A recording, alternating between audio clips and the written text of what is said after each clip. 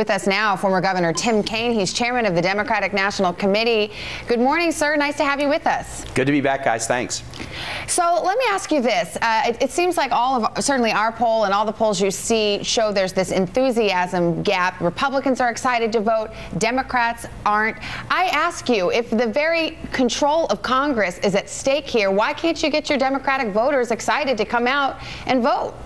Well, Svan, I think that they're going to be excited come Election Day. We're still weeks out, and we've got a great plan that involves the president and a field effort that we've been building for the last year and a half. I will acknowledge that there's energy on the other side, but it's not all energy that's directed at Democrats. This primary season, 4 months long, every primary night produced a good news story for Democrats. We didn't weaken our hand at all during the primary season, but in a whole series of races where we frankly thought we were going to have a very difficult shot, we now have very credible opportunities to win because of what's happened on the Republican side during the primary season. Is that a campaign message, though? Is that a slogan to go to November? Hey, we're not as bad as those guys? No, but I was just answering the question. So the message is the contrast. It's between a Democratic Party that's been doing heavy lifting, doing important things. Small business lending finally looks like it's going to get over the hump because of the vote that was taken 2 days ago, which is a very big thing. And whether it's small business lending or equal pay for women or an economy that was shrinking that's now growing, we've got a lot we can talk about. But it is, now that the primary season is over, the full picture is painted about who the other guys are, and we're definitely going to talk about the wing of that party that has the upper hand, that's talking about Social Security privatization, and that's talking about repealing Wall Street reform, repealing health care reform, going back to policies that Chuck put us in the lost decade. I know the basic thesis of your argument among Democrats, and certainly we've heard it from President Obama, is this notion that a vote for Republicans is a vote for Bush economic policies. I know when we looked at it in our poll, I mean, that message has not resonated. I think 58% of people in our poll said they think the Republicans will actually have new ideas. So assuming you don't believe that's the case, why is your message not penetrating?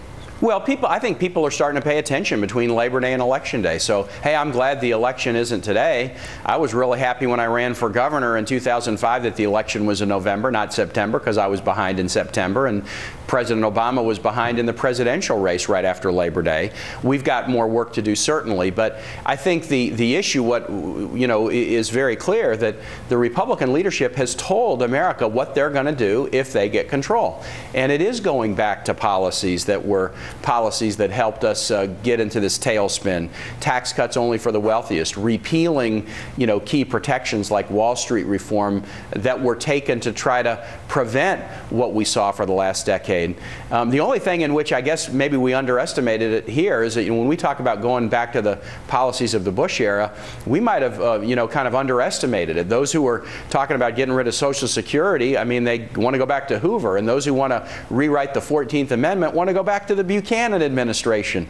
Americans don't want to go backward. They may not yet be happy with where we are, but I don't see anybody saying they want to go back to the situation we were in that cost us jobs and family income during the lost decade. I guess I want to go back to this enthusiasm gap, because if 2 years ago Democrats dominated the primary season, it was Democrats and Republicans were trying to tell us, oh, no, it's just that there was just a lot of more interesting races on the Democratic side where there was presidential primaries. But that enthusiasm gap did translate in November. That did mean something. 2006, we saw this same thing. That did mean something. You're now at a deficit, something like a 4 million deficit if you look at the turnouts of the primaries. This has to be a huge concern, and I guess I ask you, why do you think Democrats are not engaged right now? Well, again, I'm going to dispute that notion. We do have to do work on the energy of our voters between now and Election Day. But you can't dispute the fact that they haven't come to the primary. They haven't shown up to vote. But, Chuck, that primaries or a primary turnout is a function of where are there hot and contested races. And what we've seen is the hotly contested races have tended to be overwhelmingly on the Republican side because of the civil war that's going on within the Republican Party. So if you have a hot battle between a Republican moderate and a Tea Party Party candidate that is generating a lot of intensity within the Republican Party, and then you have a Democrat that's running unopposed, or where the battle isn't so intense, you could say, well, gosh, more Republicans turned out than Democrats, but that really doesn't tell you much about the general election. The reason this is a different thing than the 2006, 2008 is because while some numbers are showing enthusiasm gaps, what they're also showing is the polling for Republicans in terms of approval is very, very low. People point to polls about Democrats, but look at the polling about Republicans. Even a poll that I saw this morning, people's impressions of Republicans and their ideas are extremely low. And so, again, we've got to paint the contrast. The president is heavy out on the road, and we've been building up a field effort for the last year and a half to help our candidates on the ground, which we think is, at the end, how you win elections. I wonder if like any midterm election, we're facing a headwind.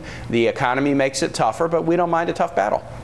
Yeah, I was going to ask you, I mean, in order to generate enthusiasm, do you plan to get more aggressive, especially on this issue of the Tea Party? I mean, we hear behind the scenes Democratic officials talking about it all the time, that they think these candidates are wingnuts, they're really on the fringe, they're saying outrageous things. How aggressive are you going to be in this message against the Tea Party? Are you going to string a bunch of these things together and put it in an ad? I mean, we're going to be very aggressive. It's not the Tea Party any longer, it's the Republican Party.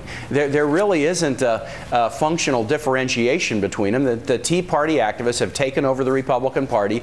They're kicking moderates out left and right. Moderates aren't welcome anymore. They're not welcome in the party. The candidates are getting kicked out, and the moderate voters are finding that very distasteful, which gives us a real opportunity to grab them during these midterm elections. All right. Former Virginia Governor Tim Kaine, chairman of the Democratic National Committee. Thanks for coming on Daily Rundown. Thanks.